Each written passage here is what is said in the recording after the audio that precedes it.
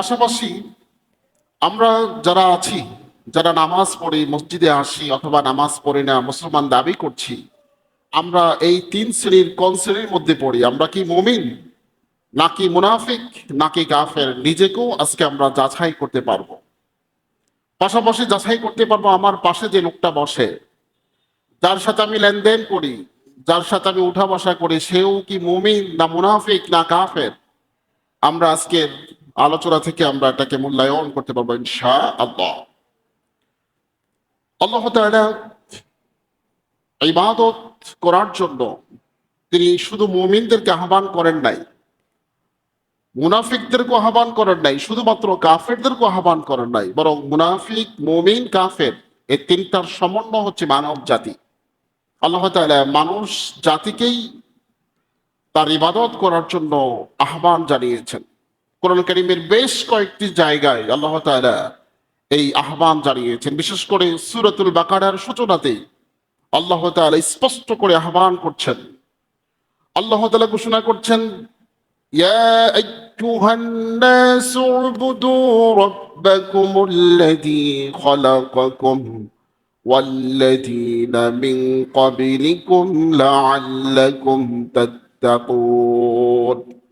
ইয়া আইয়ুহান নাস, হে মানব জাতি, তোমরা যারা মানুষ, গরু ছাগল না, পশু না, জিন নয়, যারা নিজেদেরকে মানুষ দাবি করো, তোমরা যারা মানুষ, উবুদু রাব্বাকুম, তোমরা তোমাদের রবের ইবাদত করো।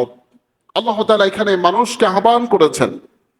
এই মানুষের মধ্যে রয়েছে মুমিন, রয়েছে মুনাফিক, রয়েছে কাফের, যারা নিজেদেরকে মানুষ বলে। আল্লাহ তাআলা আয়াতে সকলকে আহ্বান করেছেন এবং বলেছেন, তোমরা সেই রবের ইবাদত করো যে রব তোমাদেরকে সৃষ্টি করেছেন।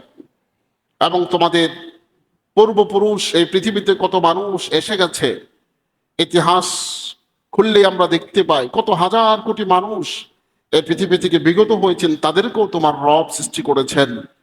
তোমরা তোমার রবের ইবাদত করো। এই আহ্বান আল্লাহ তাআলা বহুবার করেছেন কোরআন কারীমে। কিন্তু আল্লাহ তাআলা ইবাদত কারা কারা করছে এখন? শুধু মুমিন যারা, যারা ইমানদার, তারা কেবলমাত্র আল্লাহ তাআলার ইবাদত করছেন। বাকি মুনাফিক এবং কাফের যারা, তারা আল্লাহ তাআলার ইবাদত করছেন না। তো আমরা এখন মুমিন কিভাবে চিনবো, মুনাফিক কিভাবে চিনবো এবং কাফের কিভাবে চিনবো, আমরা একটু একটু করে আলোচনা করছি।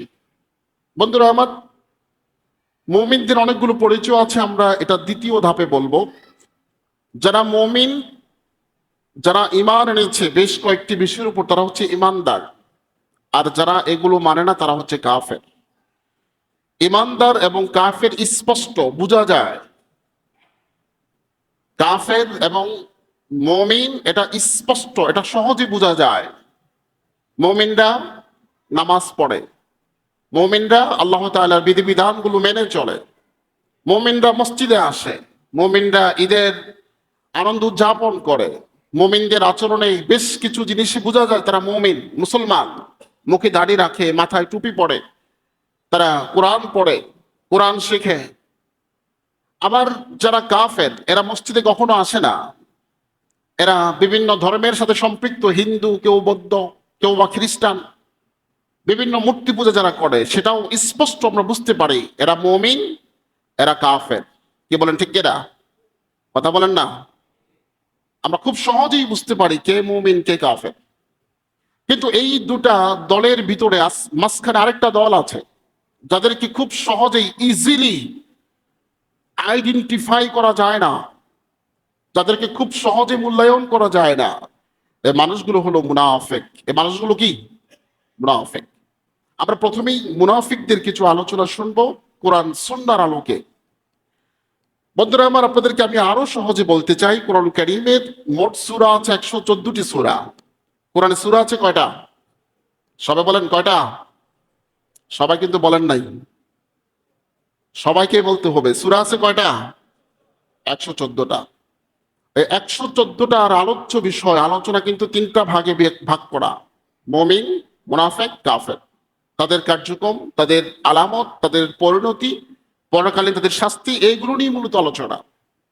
এবং আল্লাহ তাআলা কোরআন কারীমে 3টি সূরা নাযিল করেছেন 3টা দলের নামে।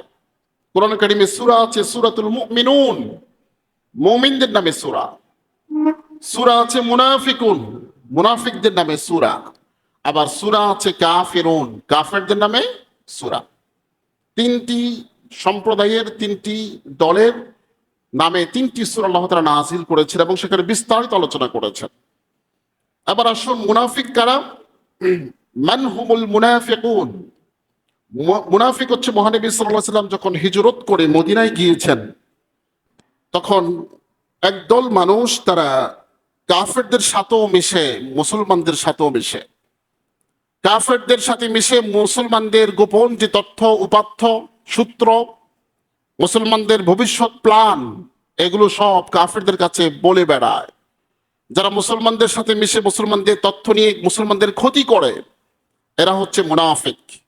সেই মুনাফিকদের সম্পর্কে আল্লাহ তাআলা স্পষ্ট করে বলে দিয়েছেন, ইন্নাল মুনাফিকিনা ফিদ দারকি মিনাল আসফালি মিনান নার।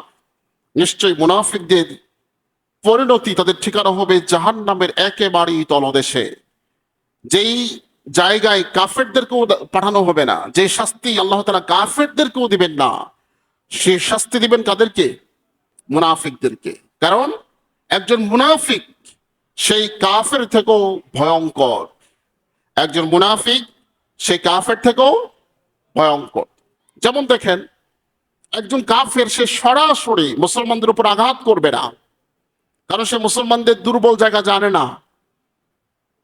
একজন কাফের সে মুসলমানদের দুর্বল পয়েন্ট সে জানে না, সরাসরি আঘাত করবে না। কিন্তু একজন মুনাফিক সে মুসলমানদের সাথে মিশে মুসলমানদের দুর্বল জায়গা, দুর্বল পয়েন্ট কি কি আছে সেগুলো সে জেনে শুনে পরবর্তী গিয়ে কাফেরদের সাথে মিশে ওদেরকে জানিয়ে ওদের শক্তি বৃদ্ধি করে। কথা বলেন ঠিক কিনা? একজন মুনাফিক কাফের থেকেও ভয়ঙ্কর। আবার দেখুন, মুনাফিকদের আমরা চিনব কিভাবে? কোরআন কারীমে আল্লাহ তাআলা সূরাতুল বাকারাতে বেশ কয়েকটি সিম্পটম দিয়েছেন। এর মধ্যে একটি সিম্পটম হচ্ছে, তারা প্রকাশ্যভাবে নিজেদেরকে আল্লাহ এবং তার রাসূলের এবং আখিরাতের প্রতি বিশ্বাসী বলে দাবি করে। তারা মুখে দাবি করে যে আমরা মুসলমান, আমরা আল্লাহর প্রতি ঈমান এনেছি, আমরা আখিরাতকে বিশ্বাস করি। তারা মুখে মুখে বলে, কিন্তু অন্তরে বিশ্বাস করে না এবং তারা কাজে তা পরিণত করে না, শুধু মুখে মুখেই বলে। এরা হচ্ছে মুনাফিক। এরা কি? মুনাফিক। দেখবেন কিছু লোককে আপনি জিজ্ঞেস করবেন যে ভাই নামাজ পড়ছেন? সে বলে যে আমি মুসলমান না, নামাজ না পড়লো আমার ঈমান পাক্কা, পোক্ত ঈমান। এরকম বলে কিনা? তাহলে সে মুখে বলল কিন্তু সেই কাজে পরিণত করলো না, যার কারণে সেই মুনাফিক। এই কথাটা আল্লাহ তাআলা কোরআন কারীমে বলছেন, ওয়া মিনান নাসি মান ইয়াকুলু আমান্না বিল্লাহি ওয়া বিল ইয়াউমিল আখির ওয়া মা হুম বিমুমিনিন। ওয়া মিনান নাস, মানুষের মধ্যে একদল মানুষ আছে। আল্লাহ তাআলা বলছেন মানুষের মধ্যে একদল মানুষ আছে, মিনান নাস মান ইয়াকুল, যারা বলে আমান্না বিল্লাহ, আমরা আল্লাহর প্রতি ঈমান এনেছি, ওয়া বিল ইয়াউমিল আখির, এবং পরকালীন জীবনকে আমরা বিশ্বাস করি, মৃত্যুর পরে আমাদের হিসাব নিকাশ হবে আমরা বিশ্বাস করি। তারা মুখে বলে, আল্লাহ তাআলা রায় দিচ্ছেন ওয়া মা হুম বিমুমিনিন, তারা আসলেই মুমিন না, তারা আসলে ঈমানদার না। সবাই কি বুঝতে পারছেন? যারা মুখে মুখেই শুধু বলে, কাজে পরিণত করে না, তারা ঈমানদার নয়। আপনাদেরকে আরো সহজে বলতে চাই, যারা ইসলামের বিধিবিধানগুলোকে মুখে স্বীকার করে, কিসে স্বীকার করে বলেন? মুখে সাক্ষী দেয়। 2 নাম্বার, অন্তরে বিশ্বাস করে, অন্তরে।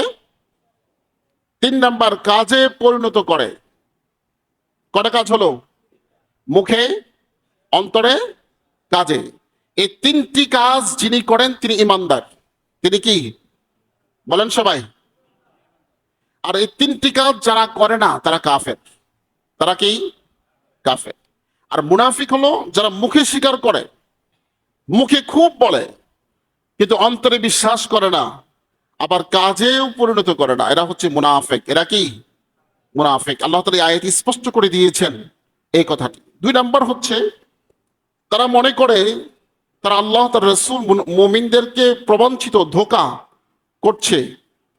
মুনাফিকরা মনে করে যে তারা আল্লাহ এবং তার রাসূলকে ধোঁকা দিচ্ছে। ধোঁকা, মুসলমানের লেবাস সুরত, মুসলমানদের কথাগুলো মুখে বলে বলে তারা নিজেরা মনে করে তারা আল্লাহকে ধোঁকা দিচ্ছে। ধোঁকা, প্রকৃতপক্ষে তারা কেবলমাত্র নিজেদেরকে ধোঁকা দিচ্ছে, কারণ তারা আল্লাহ তাআলাকে কখনো ধোঁকা দিতে পারে না। এই মর্মে আল্লাহ তাআলা ইরশাদ করছেন, ইউখাদিউনা আল্লাহ ওয়াল্লাযীনা আমানু ওয়ামা ইয়াখদাউনা ইল্লা আনফুসাহুম ওয়ামা ইয়াশউরুন। নিশ্চয় যারা মনে করে যে তারা আল্লাহ এবং তার রাসূলকে ধোঁকা দিচ্ছে, মুমিনদেরকে ধোঁকা দিচ্ছে, মূলত তারা নিজেদেরকেই ধোঁকা দিচ্ছে, তারা নিজেরা বুঝতে পারছে না। যেমন দেখেন, যাকাতের টাকা দিতে হবে, এটা ফরজ। এটা কি? সবাই বলেন নাকি? ফরজ। এটা বিশ্বাস করা, এটা ইমানদার, ইমান। আর অস্বীকার করা সে কাফের। অস্বীকার করা কি? কিন্তু কিছু মুনাফিক আছে, নিজেদেরকে মুসলমান দাবিও করে, যাকাতের টাকা আবার দেয় না। না দিয়ে সে মনে করে আমি যাকাতের টাকা না দিলে আল্লাহর বড় ক্ষতি হচ্ছে, আল্লাহকে ধোঁকা দিচ্ছি, আল্লাহর হুকুম মানছি না, এবং অসহায় দরিদ্র মুসলমানদেরকে সে ধোঁকা দিচ্ছে মনে করছে নিজেকে। এবং যাকাতের টাকা না দিয়ে সে ৯-৬ হিসাব দেখিয়ে নিজেকে বুদ্ধিমান বলছে। কি এরকম লোক আছে না নাই?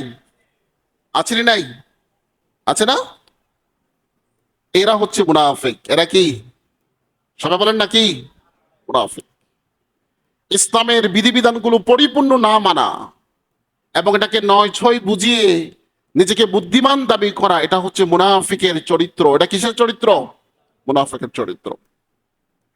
আল্লাহ তাআলা বলছেন, ওয়াইতা ফি কুলুবিহিম মারাদ, এদের অন্তরে রয়েছে রোগ। এরা এই রোগটা নিয়ে তারা তাদের জীবন পরিচালনা করছে। মুনাফিকদের ৩ নম্বর আরেকটা চরিত্র আছে। মুনাফিকদের তৃতীয় লক্ষণ হলো তারা অশান্তি সৃষ্টি করে। অশান্তি সৃষ্টি করে তারা তারা ফিতনা তৈরি করে, একজনের সাথে আরেকজনের দ্বন্দ্ব লাগিয়ে দেয়। যেখানেই ঝামেলা সেখানে তারা যায়, তারা এটাকে আরো বাড়ায়। এদেরকে যখন বলা হবে আপনারা সন্ত্রাসী করবেন না, দাঙ্গা হাঙ্গামা করবেন না, ঝগড়া ফাসাদ তৈরি করবে না, যখন তাদেরকে বলা হয় তখন তারা বলে আমরা তো এগুলো কিছু করি না, দাঙ্গা হাঙ্গামা ঝগড়া ফাসাদ সন্ত্রাসিতা আমরা করি না, ইন্নামা নাহনু মুসলিহুন, বরং আমরা হচ্ছি সমাধানকারী। আল্লাহ বলছে যে না, তারা সমাধানকারী নয়, তারা হচ্ছে মুনাফিক। তারা কি? মুনাফিক। মুনাফিকদেরকে আপনি চিনবেন আরেকটি ভাবে, যার কথা কাজ অমিল তার নাম মুনাফিক। যার কথা এক, কাজ আর, তার নাম।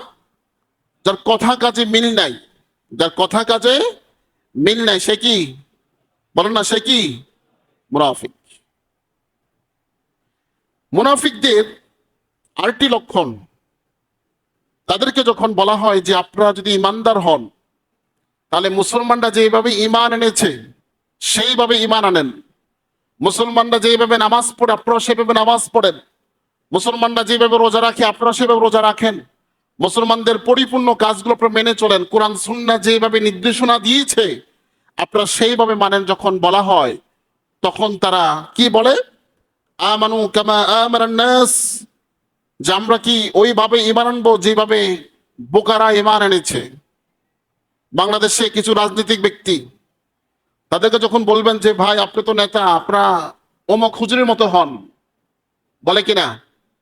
এরকম বলা হয় না যে অমুক হুজুরকে অনুসরণ করেন, আলেমদেরকে অনুসরণ করেন, তখন তারা বলে যে ওরা তো রাজাকার, ওরা তো অমুক জঙ্গিবাদ, ওদেরকে আমরা অনুসরণ করবো কেন? কি এরকম লোক আমরা দেখছি কিনা? বলেন, কথা বলেন না।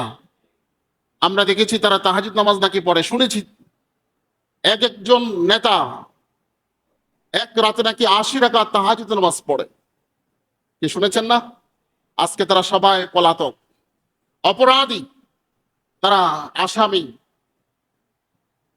তারা মুসলমানদের মতো ইমান আনতে পারে নাই। আর আমিনু কামা আমানাস সুফাহা, তারা বলে যে আমরা কি ওই সমস্ত বোকাদের মতো নামাজ পড়বো? ওই সমস্ত বোকা যারা আলেম, যারা ওলামা, তারা কিছুই বোঝে না, এদের সাথে আমরা এদের মতো আমরা নামাজ পড়তে পারবো না, ইমান আনতে পারবো না। এটা মুনাফিকের আরেকটা চরিত্র। মুনাফিকদের পঞ্চম আরেকটা লক্ষণ হচ্ছে তারা যখন ইমানদারদের সাথে মিলিত হয় তখন তারা বলে যে আমরা ইমান এনেছি, আমরা মুসলমান, আমরা আপনাদের সাথে আছি। আবার যখন তারা দল ত্যাগ করে, অর্থাৎ তারা যখন কাফেরদের সাথে মিশে, তখন তারা বলে যে ইন্না ইন্না মাআকুম, নিশ্চয় আমরা আপনাদের সাথে আছি, ইন্নামা নাহনু মুস্তাহজিউন, আমরা আপনাদের সাথে বন্ধুত্ব করতে চাই। বলো নাউজুবিল্লাহ। আমরা দেখেছি ওই সমস্ত নেতাদেরকে যারা মুসলমানদের সাথে এসে বলে আমরা মুসলমান, তারা একটা আয়াত বলে এটা বুখারী শরীফের হাদিস।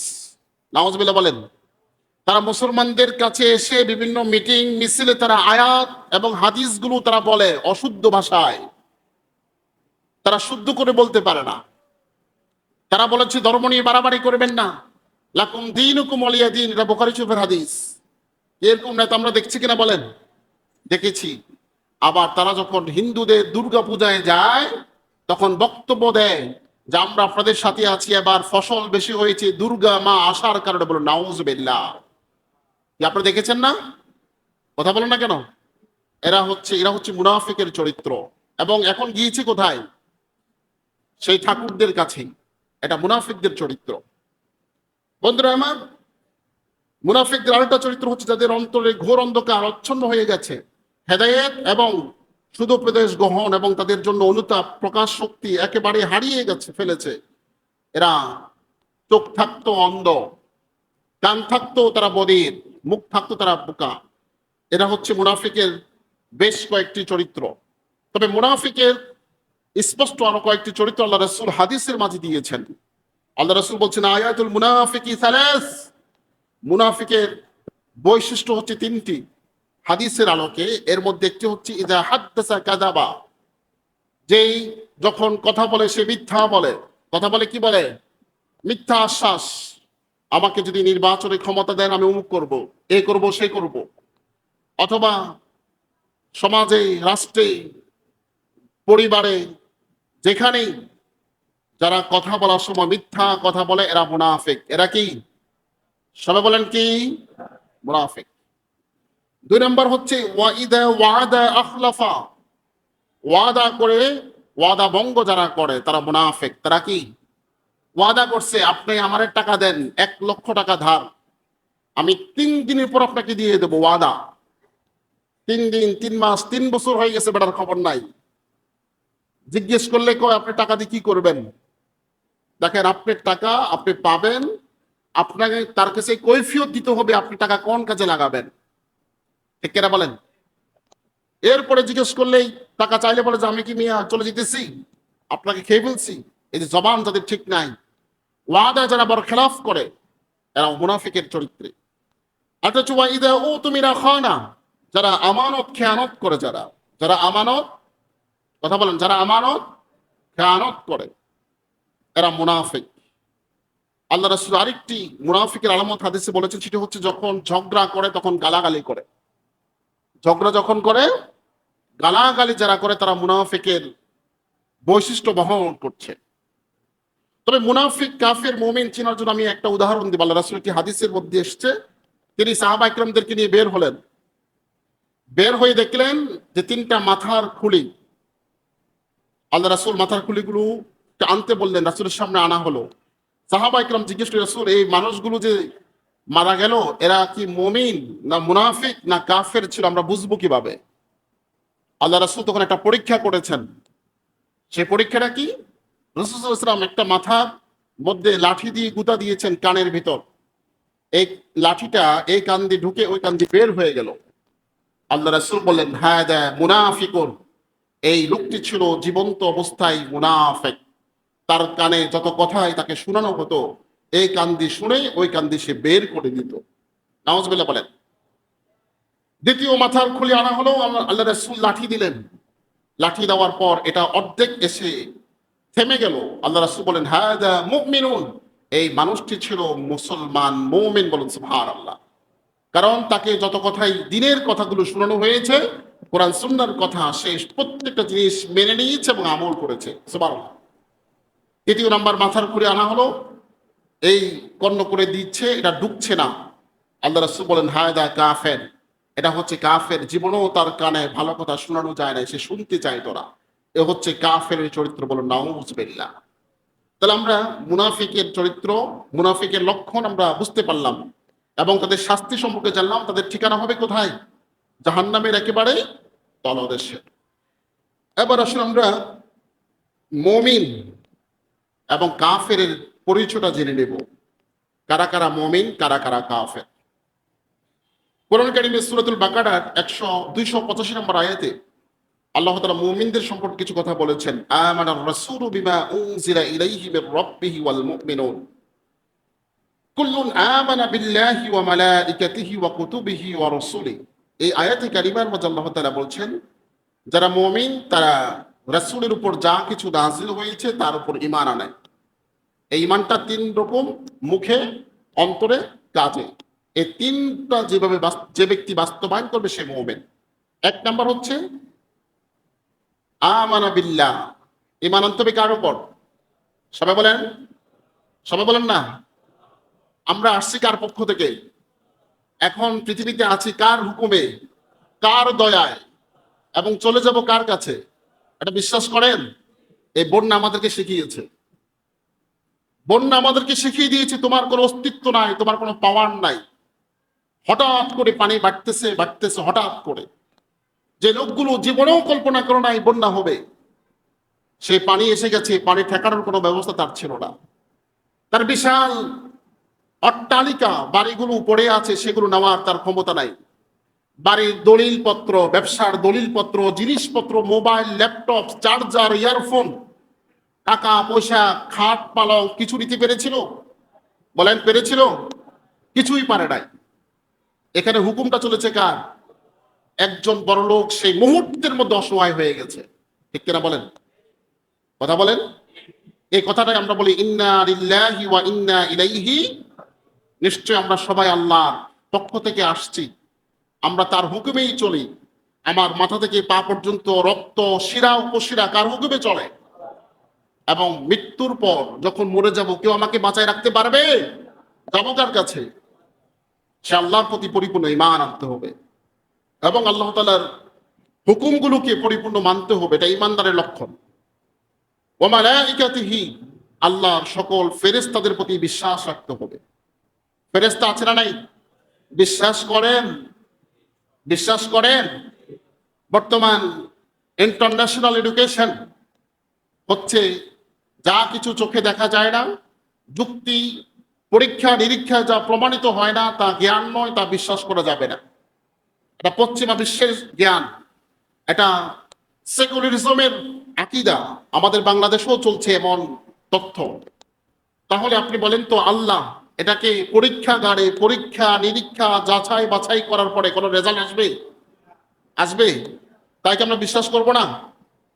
কি বলেন, বিশ্বাস করতে হবে না? এরপরে ফেরেশতারা আছে, এটা পরীক্ষাগারে পরীক্ষা নিরীক্ষা যাচাই বাছাই অ্যানালাইসিস, হ্যাঁ, এগুলো থিসিস করার পরও ফেরেশতা আছে, এটা বোঝা যায়। তারপরে বিশ্বাস করব না? ইমানদারদের মূল ভিত্তি হচ্ছে অদৃশ্যের প্রতি ঈমান আনা। কিসের প্রতি? সবাই বলেন। আপনাদেরকে প্রশ্ন করি, আমরা কি আল্লাহকে দেখেছি? বিশ্বাস করেছি কিনা? রাসূল কোন নবীকে আমরা দেখেছি? পৃথিবীতে তো 1,24,000 নবী আসছে, আমরা কাউকে দেখেছি?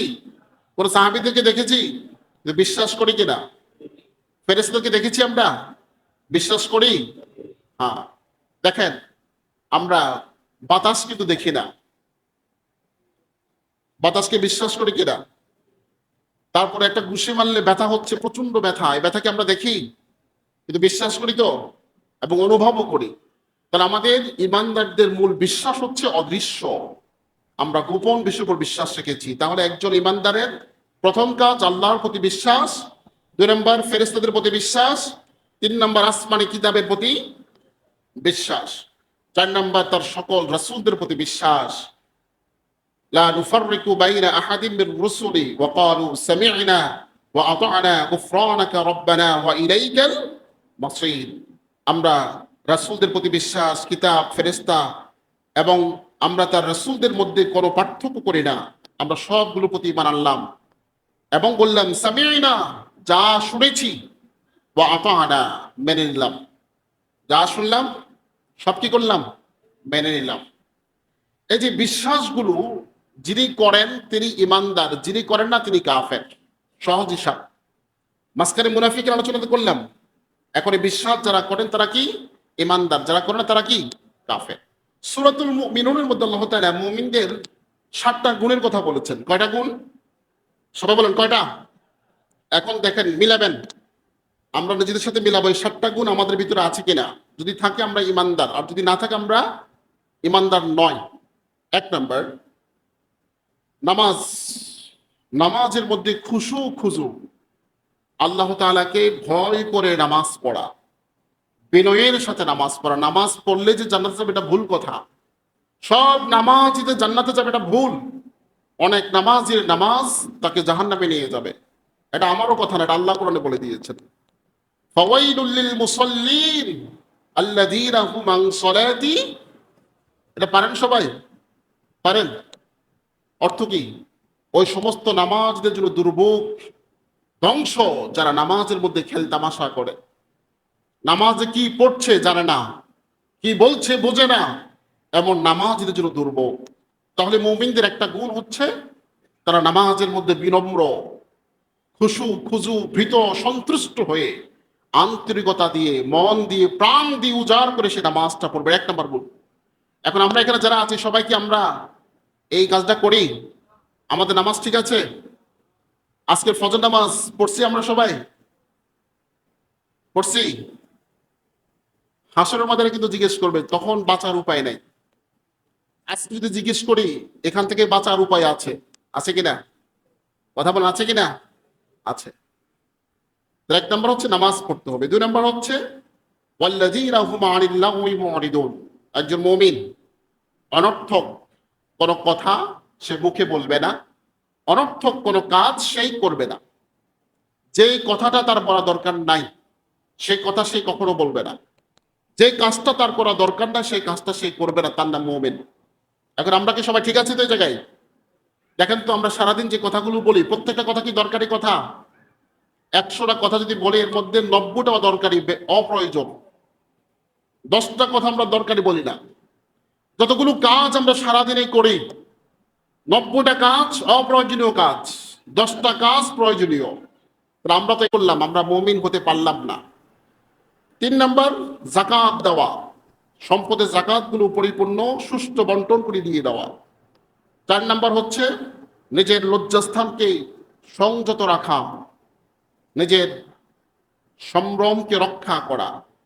5 নম্বর হচ্ছে আমানত ঠিক রাখা। আমানত যদি রাখা হয় এটাকে পরিপূর্ণ, আপনার কি বলে, হেফাজত করা, আমানতের খেয়ানত না করা। 6 নম্বর হচ্ছে ওয়াদা রক্ষা করা। 7 নম্বর নামাজে যত্নবান হওয়া।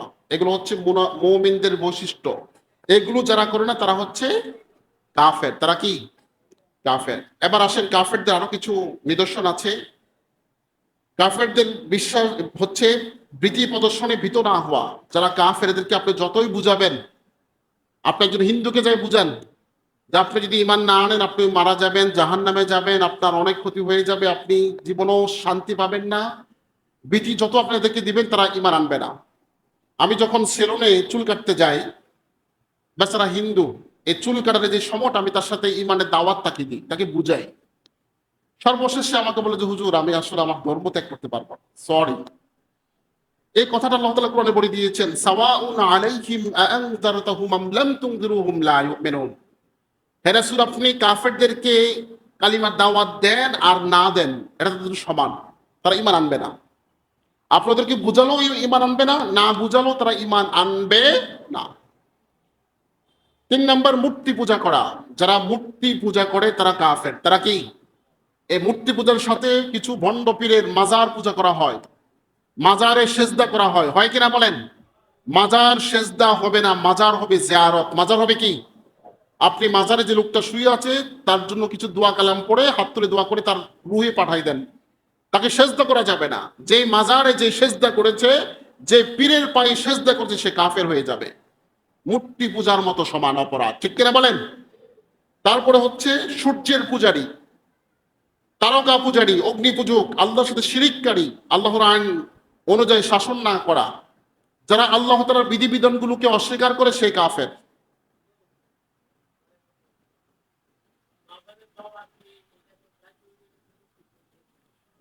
মাজারে যেতে হবে এটা জরুরি না। হ্যাঁ, আপনি যে কোনো মাইয়াতের জন্য একবার মাজারেই যেতে হবে ঘর থেকে দোয়া করলে যাবে না বিষয়টা এমনও না। তবে যারা হক্কানি আলেম ওলামা, পীর মাশায়েখ, যাদের ইসলামের অবদান আছে, আপনি তাদের সাক্ষাতে যেতে পারেন, তাদের কবর জিয়ারত করতে আপনি যেতে পারেন, এটা দোষণীয় কিছু নয়। কিন্তু মাজার, ইসলাম যে অনুমোদন আমাদেরকে দেয় নাই তার বেশি করাটা বাড়াবাড়ি, সেটা শিরকের পর্যায়ে চলে যাবে। ঠিক কিনা বলেন? এই বিষয়ে আমরা ভিন্ন একদিন কথা বলবো, সময় অনেক হয়ে গেছে, অনেকগুলো কথা বলা দরকার ছিল, সব বলতে পারছি না। তবে আজকে একটা সিদ্ধান্ত আমরা নেব ইনশাআল্লাহ। এখন বলেন, আমরা এখানে সবাই কি ইমানদার না কাফের না মুনাফিক? দেখি নিজেদেরকে ইমানদার দাবি করেন কি, একটু হাত দেখান তো, হাত দেখান সবাই। মাশাআল্লাহ, ধন্যবাদ আপনাদেরকে। আচ্ছা, আপনাদের এই নেউরা সমাজে কোনো হিন্দু বাড়ি আছে? সবাই বলতে হবে, হিন্দু বাড়ি আছে? কাফের বাড়ি, আপনার বৌদ্ধ বাড়ি আছে? খ্রিস্টান, ইহুদি পাড়া, এই নেওয়াতে যারা থাকে তারা সবাই কি মুসলমান? তাহলে মুসলমানদের যে বৈশিষ্ট্যগুলো বললাম এগুলো সবার মধ্যে থাকতে হবে তো, না থাকলে কি হ্যাঁ ভয়ঙ্কর বিষয়। এজন্য আজকের সিদ্ধান্ত হচ্ছে এই সমাজে যারা থাকবে স্থায়ী এবং ভাড়া, সকলকে 5 ওয়াক্ত নামাজ পড়তে হবে। রাজি আছেন? আমি কিছু প্রস্তাব দেব এই লক্ষ্যে। আমরা প্রয়োজনে ফজরের নামাজ পড়ে আমরা বাড়ি বাড়িতে আমরা একটু দেখতে যাব কে কে নামাজ পড়ে নাই। কে রাজি আছেন ইনশাল্লাহ? আমি দেখি জুমার নামাজে ফুল ফিল মুসল্লি, কিন্তু অন্য পুরো সপ্তাহে নামাজই নাই। আমি দাওয়াত খেতে গেলে জিজ্ঞেস করে নামাজ পড়ছেন কি? হুজুর বিভিন্ন ব্যস্ততা, শুধু জুমার নামাজটা পড়ি। আমরা চাই এই সমাজে শুধু জুমার মুসল্লি, শুধু জুমার দিন নামাজ পড়ে এরকম মুসল্লি আমরা চাই না। রাজি আছেন? এজন্য আমি সর্বপ্রথম যারা ভাড়া দেন, যাদের বাড়ি আছে স্থানীয়, তাদেরকে সোচ্চার হতে হবে। আমরা প্রয়োজনে